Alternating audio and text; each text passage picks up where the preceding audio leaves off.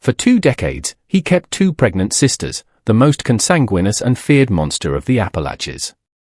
Hidden for decades in the depths of the mountains, covered by mist, where the whistle of the wind between the pine trees is the only thing that breaks the silence, lies one of the most disturbing cases in American history. This is the story of Ezekiel Blackwood, a man who, between 1938 and 1958, turned his own family into a grotesque genetic experiment, hidden from the eyes of society for almost 2 decades. The mountains of Appalachia, with their remote communities and isolated valleys, have always been known for housing secrets. In McDowell County, Western Virginia, these secrets became darker than anyone could have imagined. It was in this region, known for its coal mines and extreme poverty during the Great Depression, that the Blackwood family established its property, away from everyone and everything. At the end of an almost impassable dirt road, surrounded on all sides by dense forests, stood the Blackwood property. The main house was an old 2-story wood construction, partially hidden by centenary trees, while small makeshift huts around it served as extensions, forming a family complex isolated from the rest of the world. Born in 1905, Ezekiel Blackwood was the son of miners who died when he was only 12 years old. He developed a reclusive and authoritarian personality, raised by a distant uncle who mistreated him. In 1930, he inherited his family property and brought with him his 2 younger sisters, Martha and Ruth, then 18 and 16 years old. The 3 siblings lived in isolation, having little contact with the local community. What no one knew was that behind those worn wood walls, Ezekiel was beginning to implement a distorted view of family preservation, a view that would result in a genetic nightmare of unimaginable proportions. He had a peculiar theory, explains Dr. Thomas Morgan, a historian specializing in isolated communities of the Appalachians. Based on a distorted understanding of genetics and influenced by eugenic ideas circulating at that time, Ezekiel believed that the mixture of family blood would strengthen certain characteristics he considered superior. He became obsessed with the idea of creating a pure Blackwood lineage. The first pregnancy of Martha Blackwood occurred in 1938. At the time, the closest neighbors, who lived more than 5 kilometers away, believed she had married a man from another city. No one ever saw this supposed husband, but the explanation was accepted without question, as was common in that region and at that time, where privacy was respected almost as a religion. People at that time and in that place lived by an unspoken code, says 93-year-old Eliza Jenkins, one of the few living people who had contact with the Blackwoods. You took care of your life and let others take care of theirs. That's how we survived in the mountains.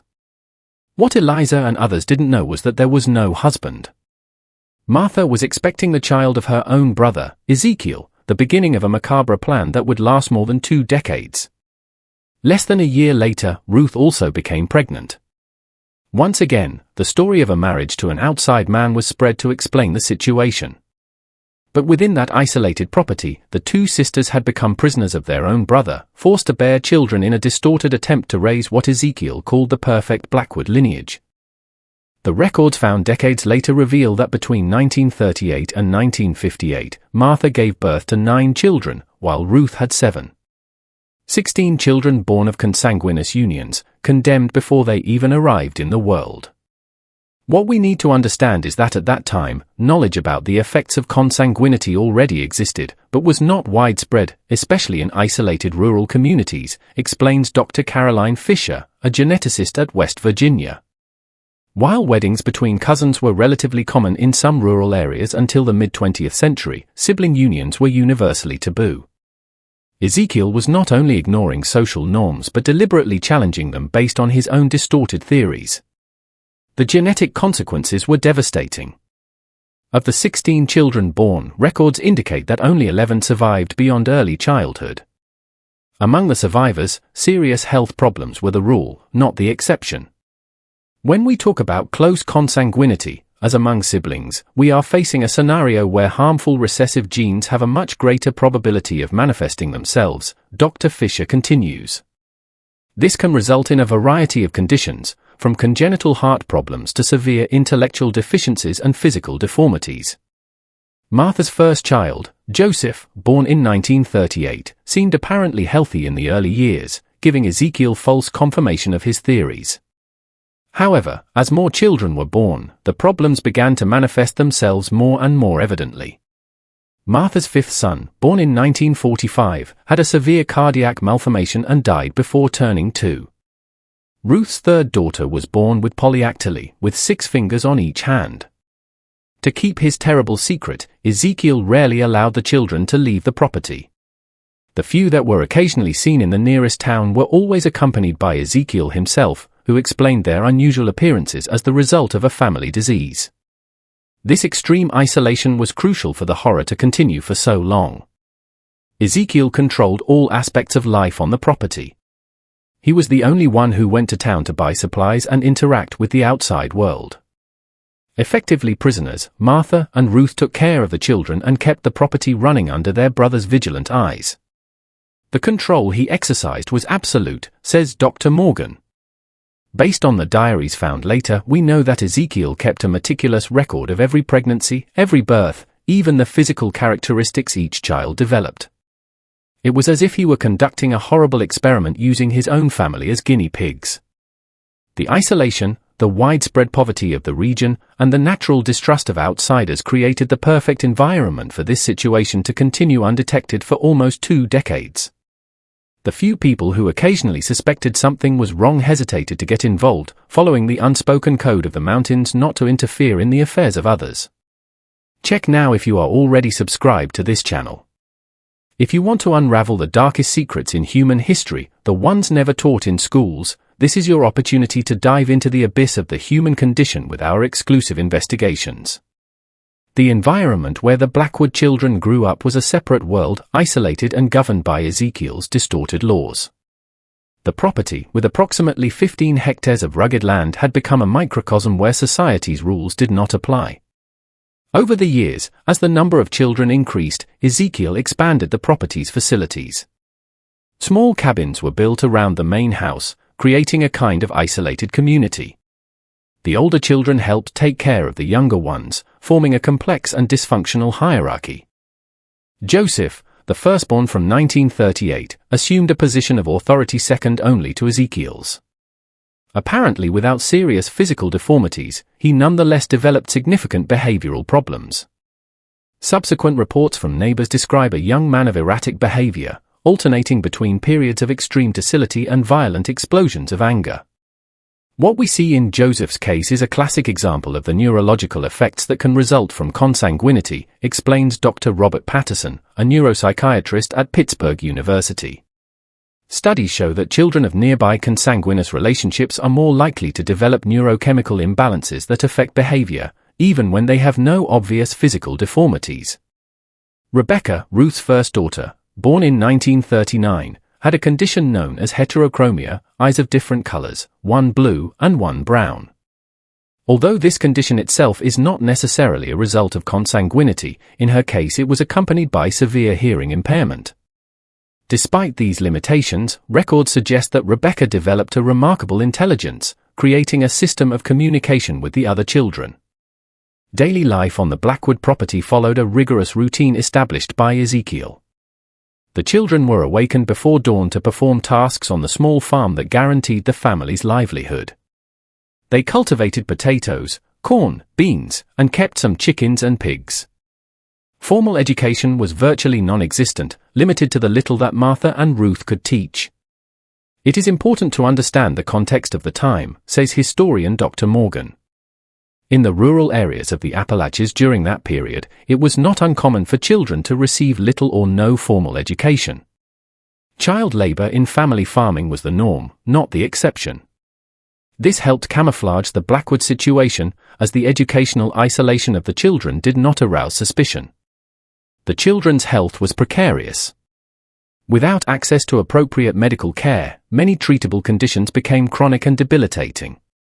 Martha's third daughter, Eleanor, born in 1942, developed severe scoliosis that, without treatment, resulted in a spinal deformity that limited her movements.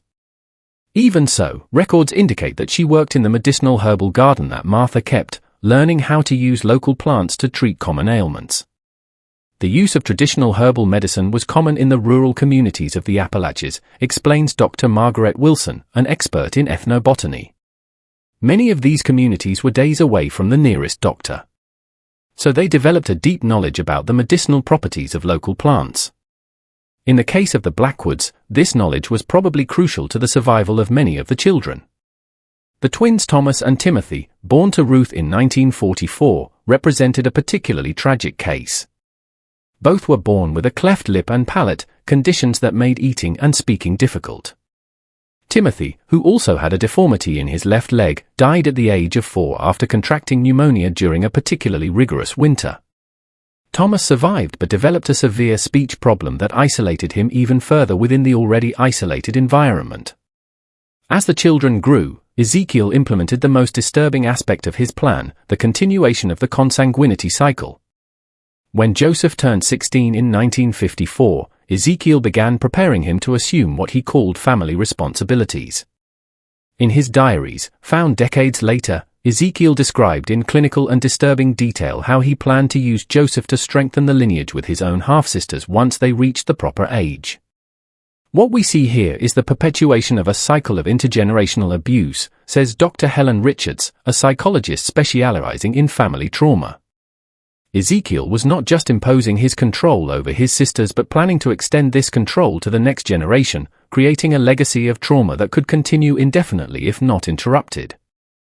The family's isolation was maintained through a combination of fear and misinformation. The children were taught from an early age that the outside world was hostile and dangerous. Ezekiel reinforced this belief by telling exaggerated or completely manufactured stories about people who had been persecuted or killed for being different, creating an obvious parallel with his own children's situation. This kind of manipulation is a classic tactic in coercive control situations, explains Dr. Richards. By convincing victims that the outside world is more dangerous than the abusive environment, the perpetrator eliminates the possibility of escape or seeking help. In the case of the Blackwoods, this isolation was particularly effective due to the remote location and limited social interaction. As the 1950s advanced, the situation on the Blackwood property became increasingly unsustainable. The growing number of children, many with significant medical needs, pressured the family's limited resources. Martha, after 9 pregnancies in precarious conditions, suffered from severe health problems. Ruth, younger, continued the cycle of forced pregnancies, giving birth to her 7th son in 1956. Living conditions deteriorated visibly. The main house, never properly maintained, began to have serious structural problems. During the winter of 1956 to 1957, which was particularly severe in the region, reports indicate that the family was forced to congregate in only a few rooms of the main house to conserve heat, creating conditions of overcrowding and unhealthiness. It was in this context of growing deterioration that events began to move toward the inevitable moment when the outside world would finally discover the horrors of the Blackwood property. The catalyst for this discovery would be a desperate decision made by Rebecca, then 18, a decision that would forever change the fate of the family. What happened on the Blackwood property represents one of the most extreme cases of documented isolation and consanguinity in the modern history of the United States, concludes Dr. Morgan. It is a disturbing case study of how geographical isolation, poverty, and authoritarian control can create conditions for systematic abuse to remain hidden for decades. The year 1957 marked the beginning of the end for Ezekiel Blackwood's reign of terror.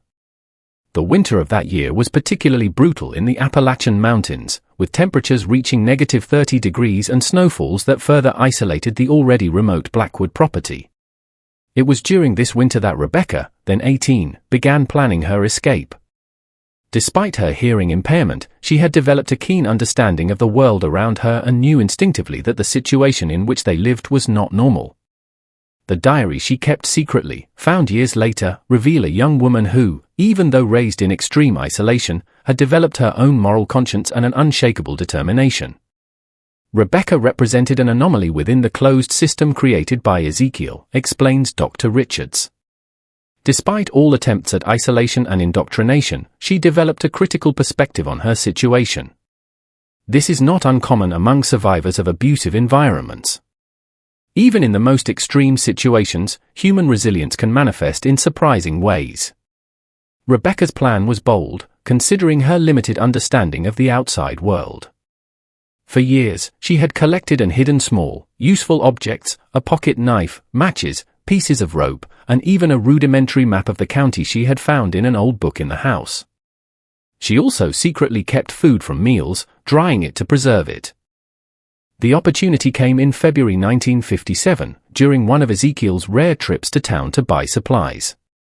Normally, he took Joseph with him, but this time he decided to leave him behind to help fix the roof of one of the cabins, which had collapsed under the weight of the snow. With Ezekiel absent and Joseph busy, Rebecca seized her chance. Taking only a small bundle with her few belongings and provisions, she escaped into the forest in the middle of a snowfall, the bad weather helping to cover her tracks. What followed was an epic and desperate journey. For 3 days, Rebecca wandered through the snow-covered mountains, guided by the sun during the day and the stars at night, as she had learned from observing Ezekiel. Without proper equipment and facing freezing temperatures, she suffered from hypothermia and severe frostbite. When we think of what Rebecca faced, it is almost unbelievable that she survived, says Dr. William Harper, a remote medical expert. A young woman with a hearing impairment, with no experience of the outside world, crossing one of the most inhospitable regions of the Appalachians during a blizzard. The chances were minimal. Her survival speaks volumes about her willpower. On the morning of the 4th day, Rebecca was found by a local hunter, Edgar Thompson, who initially mistook her for an injured animal. Semi-conscious and suffering from advanced hypothermia, she was rushed to the small clinic in Welsh, the nearest town. What followed was the slow unfolding of a horror that the local community could barely comprehend. Unable to speak due to exhaustion and her hearing limitations, Rebecca initially communicated through rudimentary drawings. It was nurse Sarah Collins who finally established an effective communication system with the young woman. "I will never forget the moment I understood what she was trying to tell us," Collins said years later in an interview with the local newspaper. "At first, I thought I was misunderstanding, that it was impossible. But the more she explained, the clearer it became that we were facing something truly horrible." The local sheriff, initially skeptical Frank Miller, organized a short expedition to the Blackwood property to investigate Rebecca's allegations. What they found confirmed their worst fears. 15 people living in deplorable conditions, many with visible deformities and significant signs of neglect. "It was like entering another world," said Deputy James Wilson, who accompanied the sheriff on that first visit. The main house was in a state of advanced decay. The smell of mold and sickness was oppressive. The younger children looked at us as if they had never seen strangers before. Some hid, others were paralyzed with fear. Ezekiel, surprised by the authorities' arrival, initially tried to explain the situation as a case of an unusual family who preferred to live in isolation. When faced with Rebecca's specific allegations, he became aggressive and tried to resist arrest. It took several deputies to subdue him. Martha and Ruth, after decades of abuse and isolation, showed clear signs of deep psychological trauma. Initially, they defended Ezekiel, typical behavior of prolonged abuse victims. It was only after weeks of medical care and counseling that they began to talk about the horrors they had faced. The Blackwood case challenged all existing protocols at the time, explains Dr. Linda Peterson, a historian specializing in rural social services. In 1957, the social service system in rural areas was virtually non-existent. There was no precedent for dealing with a case of this magnitude and complexity. The local community, medical services, and authorities had to improvise, creating responses as they went along. The story of the Blackwood family exploded in the local media and eventually attracted national attention. The newspapers of the time portrayed the case with a mixture of genuine horror and morbid sensationalism. Headlines like "Horror Family in the Mountains" and "The Appalachian Secret" dominated the front pages. If you are feeling impacted by this story, leave it in the comments. Let justice be made for the victims of the Blackwoods. Your voice is important to show that we do not tolerate such atrocities, even decades later. For the Blackwood children, the rescue represented a new kind of trauma. Suddenly exposed to a world they didn't understand, many showed severe difficulties in adaptation. The authorities struggled to determine what to do with them, as there were no adequate facilities for their specific needs. The system was simply not prepared for such a case, continues Dr. Peterson. there were no institutions specialized for children with multiple deficiencies resulting from consanguinity. The options were limited to general orphanages or psychiatric institutions, none of which were suitable for their needs. The discovery of the Blackwood family also raised unprecedented legal issues. Ezekiel was arrested and charged with multiple crimes, including kidnapping, false imprisonment, and other offenses. However, the laws of the time did not specifically contemplate the type of systematic, multi-generational abuse he had perpetrated. The Blackwood case revealed significant gaps in the legal system, explains Dr. Harold Jenkins, a professor of historical criminal law. Prosecutors had to be creative in applying existing laws. This case would eventually contribute to the evolution of legislation related to family abuse and child neglect in the following decades. Ezekiel Blackwood's trial, held in 1958, was one of the most sensational in the history of Western Virginia. Although his lawyers tried to plead insanity, Ezekiel was found mentally capable of standing trial. The testimonies of Martha and Ruth, though painful, were crucial to his conviction. The trial records reveal a man who, until the end, believed he was justified in his actions, says Dr. Jenkins. Ezekiel would often interrupt the proceedings to explain his theories about genetic purity and the superiority of his family lineage. His apparent lack of remorse shocked even the most experienced court observers. Ezekiel Blackwood was sentenced to multiple consecutive penalties, ensuring he would remain in prison for the rest of his life. He died at the West Virginia State Penitentiary in 1972, apparently without ever showing regret for his actions.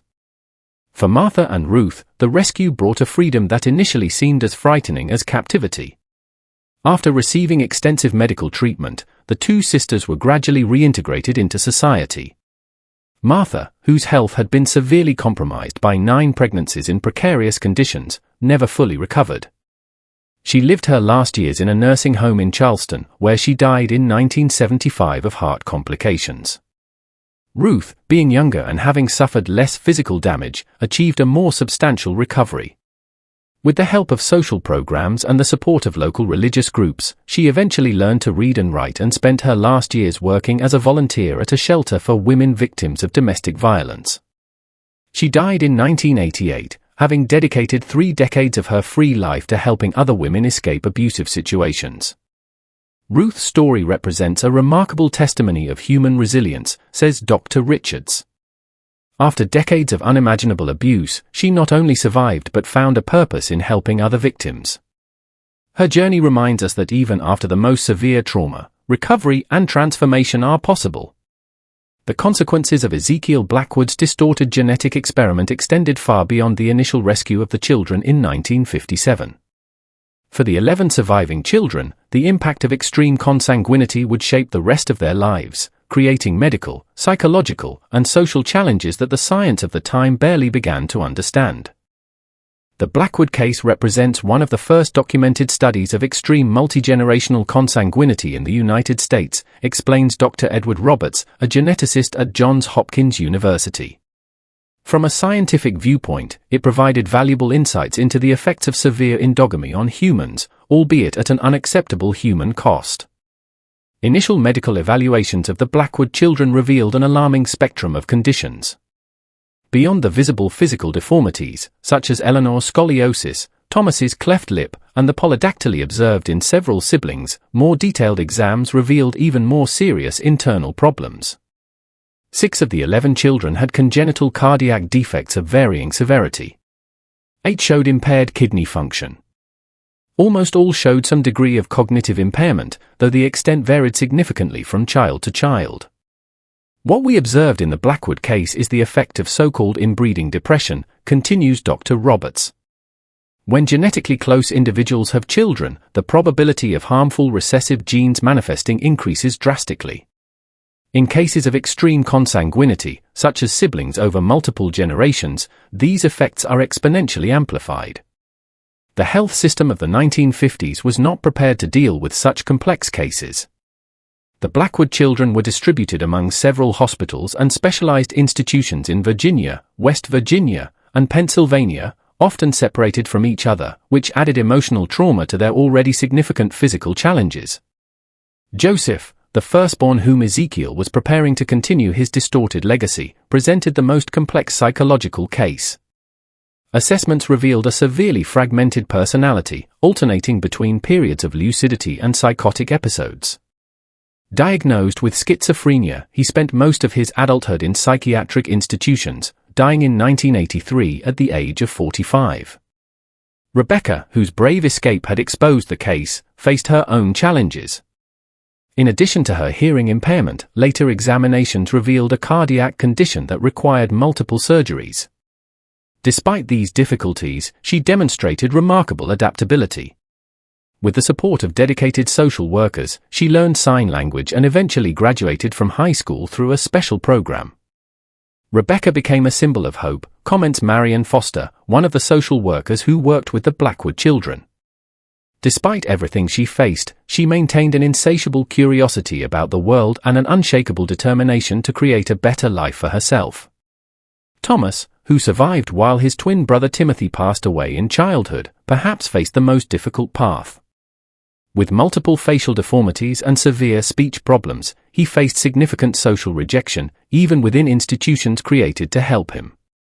Medical records indicate he underwent 17 reconstructive surgeries between 1958 and 1970, with limited results.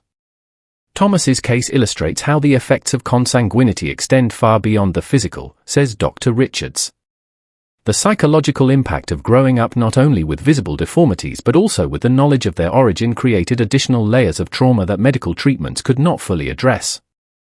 For the younger children, born in the 1950s, the destiny was equally challenging. Mary, Martha's last daughter, born in 1956, had a rare genetic condition that affected bone development. At age 2, when she was rescued, she could barely sit without support. Subsequent medical evaluations revealed she also suffered from severe visual problems, seeing only figures and basic shapes. Children born in the final stages of this consanguinity cycle had even more severe conditions, explains Dr. Roberts. This is consistent with what we know about prolonged consanguinity.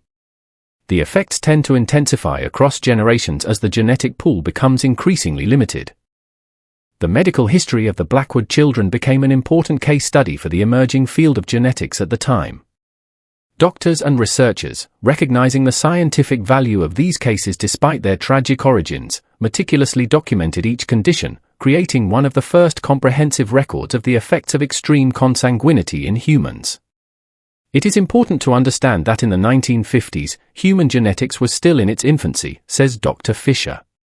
DNA had only been identified as the genetic material a few years earlier, in 1944, and its structure was discovered by Watson and Crick in 1953. The Blackwood case occurred at a pivotal moment for genetic science. The information collected from the Blackwood children contributed significantly to the scientific understanding of heredity mechanisms and the risks of consanguinity. Studies based on their cases were published in medical journals throughout the 1960s and 1970s, always using pseudonyms to protect their identities. Beyond medical challenges, the Blackwood children faced significant obstacles to social integration. Having grown up in extreme isolation, many showed severe difficulties with socialization and adapting to basic behavioral norms. Some never developed common skills or appropriate language levels, remaining functionally nonverbal despite years of therapy. What we see in the most severe cases among the Blackwood children is the combined impact of compromised genetics and extreme social deprivation, explains Dr. Patterson. It is impossible to completely separate how much of their cognitive and behavioral challenges resulted from genetic factors and how much was a consequence of the isolated and abusive environment in which they were raised. The social assistance system of the 1950s and 1960s struggled to properly handle such complex cases. Many of the Blackwood children underwent multiple placements, transferred between orphanages, hospitals, and specialized institutions as their needs evolved or when existing facilities proved inadequate.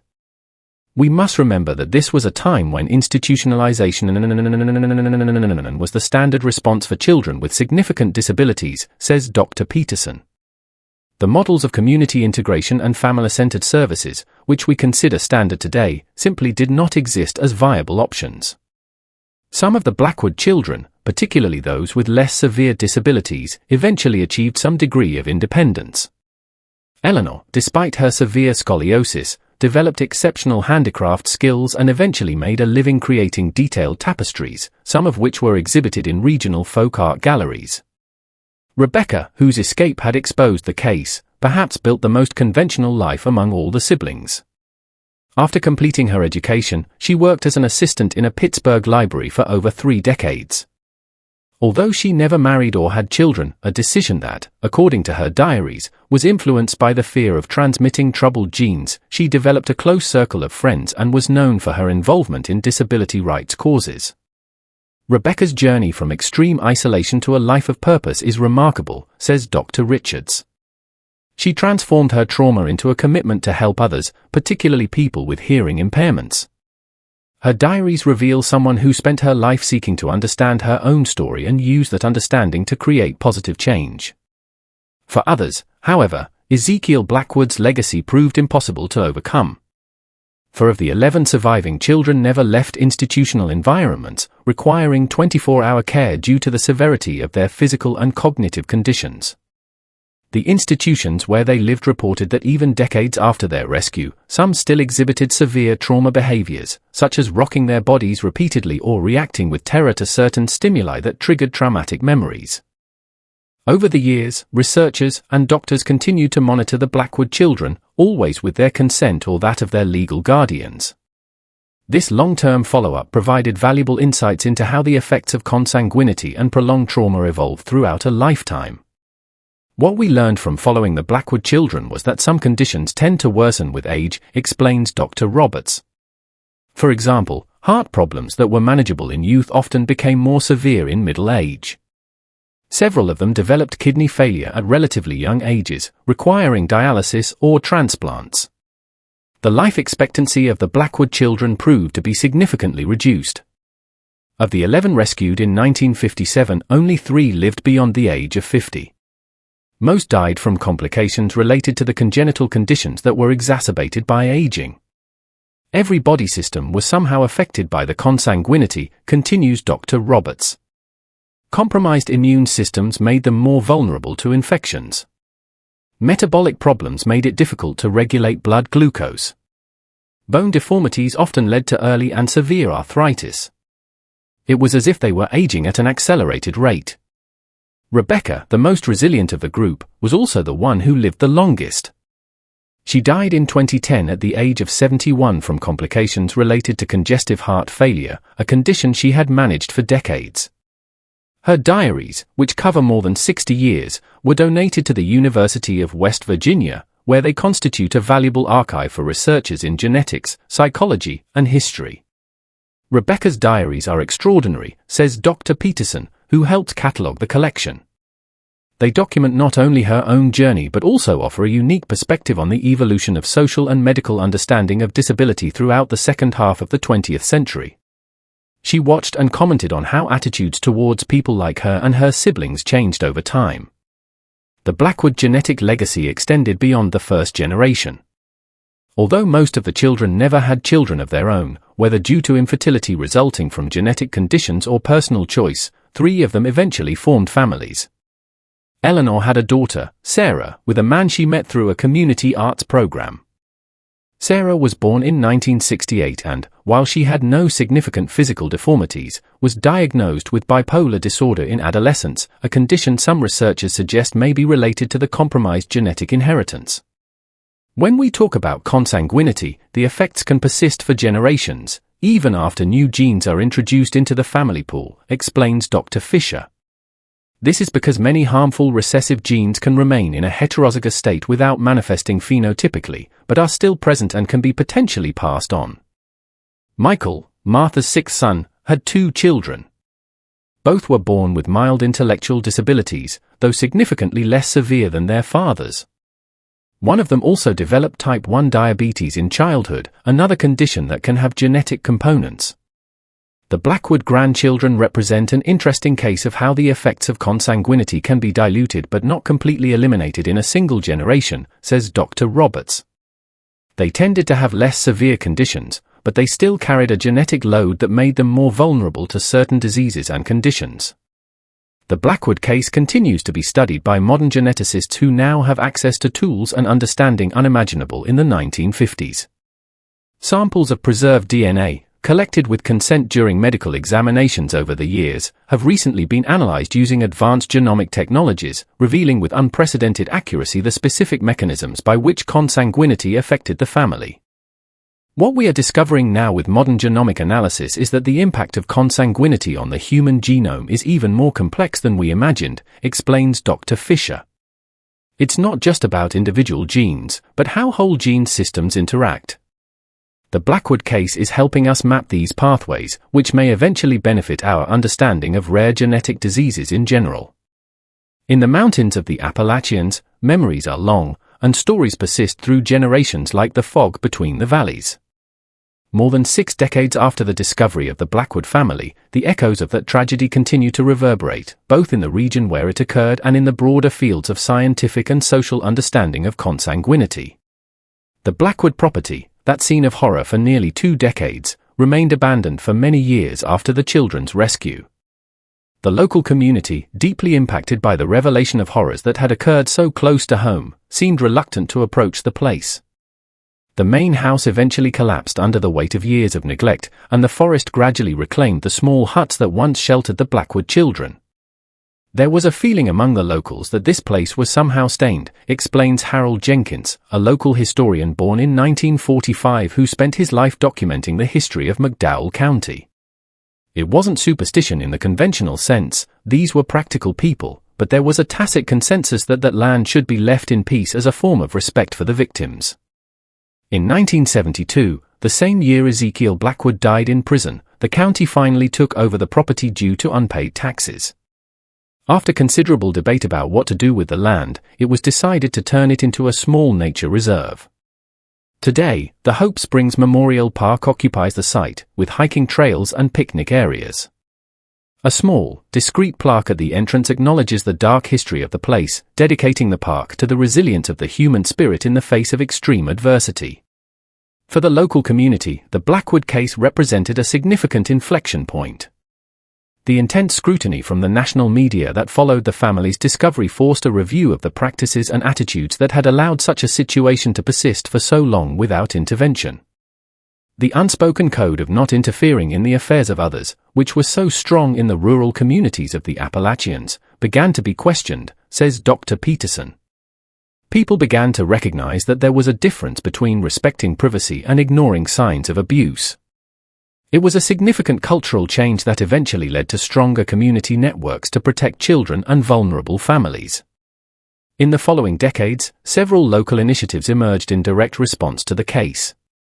In 1965, a mobile health clinic began operating in the region, bringing basic medical care to remote communities. In 1978, the Rebecca Blackwood Center for Children with Special Needs was established in Charleston, West Virginia, offering specialized services for children with multiple disabilities. The name of the center was deliberately chosen, explains Margaret Wilson, one of the founders.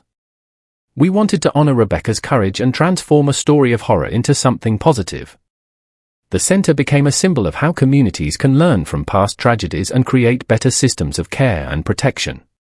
In the field of genetics, the Blackwood case continued to influence research and clinical practices.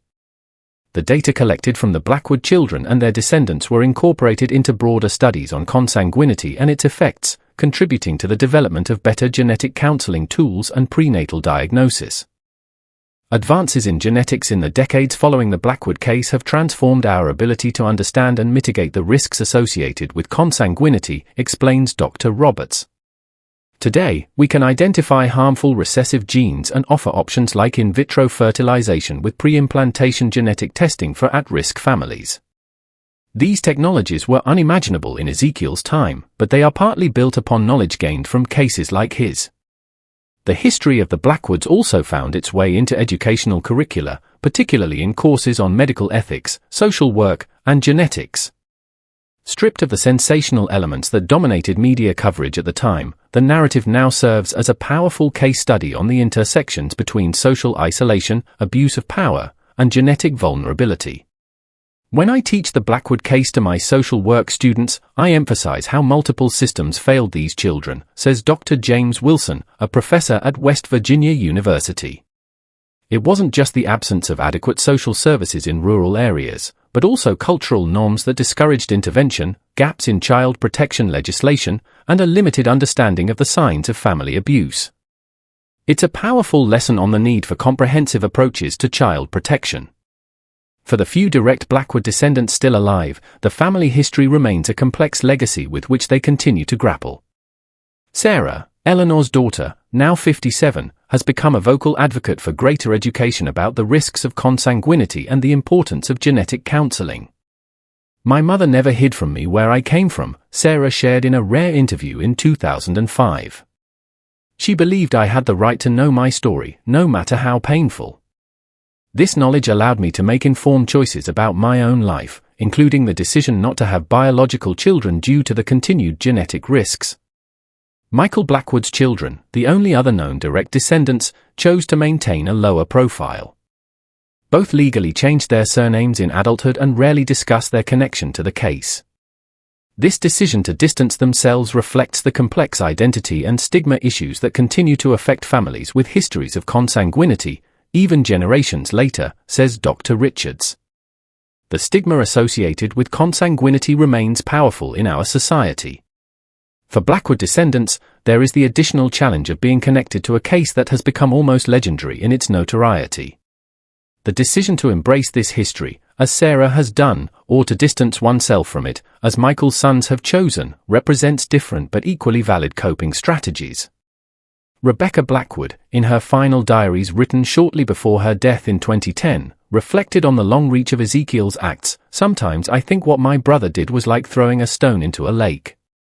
The stone sank long ago, but the waves continue to spread, affecting people he never knew and will never know. I hope that in time, these waves carry not only pain but also wisdom. That our story serves as a warning and perhaps as a catalyst for change." Her wish seems to have been fulfilled in many ways.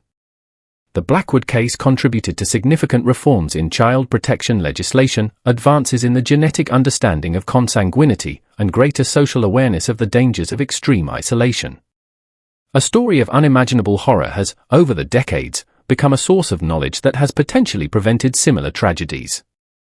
When we look at the legacy of the Blackwood case today, we see both the tragic consequences of isolation and abuse and the potential for healing and positive change, concludes Dr. Peterson.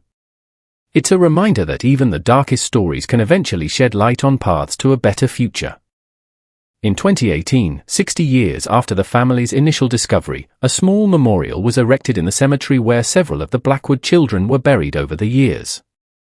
The simple bronze plaque does not mention the consanguinity or the specific horrors they faced, but carries a powerful message in memory of the Blackwood children. May their lives teach us compassion, vigilance, and the responsibility we have toward one another. In those same Appalachian Mountains where Ezekiel once ruled his small kingdom of terror, communities now work actively to break the cycles of isolation that have for so long defined the region. Social extension programs, better roads and infrastructure, and a growing awareness of the importance of community connections have helped transform areas that were once cut off from the outside world. However, experts warn that the conditions that allowed the Blackwood case, extreme isolation, persistent poverty, and lack of access to education and social services, still exist in pockets across the country.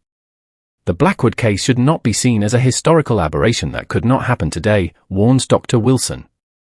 While we have better protection systems and greater awareness, there are still families living in extreme isolation.